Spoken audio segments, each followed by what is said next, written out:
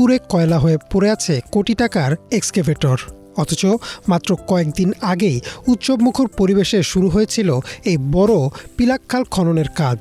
দুর্যোগ ব্যবস্থাপনা মন্ত্রণালয়ের অধীনে 1,80,00,000 টাকা ব্যয়ে 5 কিলোমিটারের এই প্রকল্পটি উদ্বোধন করেছিলেন স্থানীয় সংসদ সদস্য ওয়াদুদ ভূঁইয়া।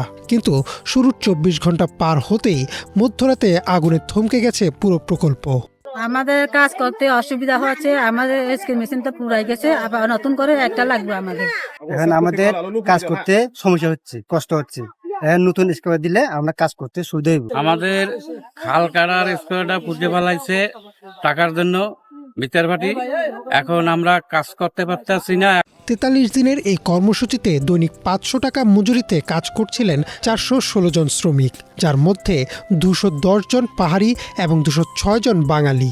অভিযোগ উঠেছে, কাজ শুরুর আগে থেকে মোটা অঙ্কের চাঁদা দাবি করে আসছিল ইউপিডিএফ প্রসিত গ্রুপের সন্ত্রাসীরা। চাঁদা না পেয়ে বৃহস্পতিবার মধ্যরাতে তারা এই নাশকতা চালায়।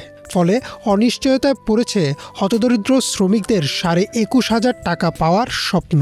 যে স্কোরটা পুরা গেছে, সেই স্কোরটা কে বা কারা পড়ছে এখনো আমরা শনাক্ত করতে পারি নাই। তবে এই ব্যাপারে প্রজেক্ট চেয়ারম্যান একটি মামলা করেন গুইমারা থানায়। আমরা মামলা রেকর্ড করি এবং মামলাটা তদন্তাধীন।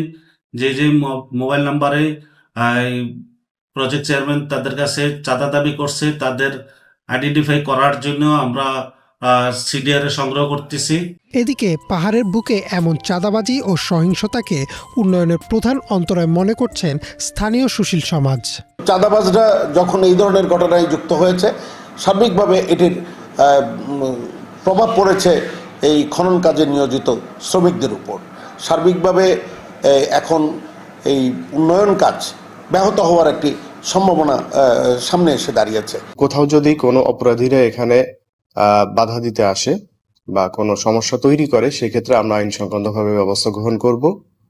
আইনসঙ্গতভাবে ব্যবস্থা গ্রহণ করেই আমরা এই কার্যক্রমটি সুষ্ঠুভাবে বাস্তবায়ন করব। স্থানীয়দের প্রত্যাশা, সব বাধা পেরিয়ে দ্রুতই আবার শুরু হবে খাল খনন। কারণ এই প্রকল্প সফল হলে কেবল কর্মসংস্থানই নয়, পাহাড় কৃষি ও মৎস্য চাষেও উন্মোচিত হবে সম্ভাবনার নতুন দিগন্ত। Desk report, Banglavision.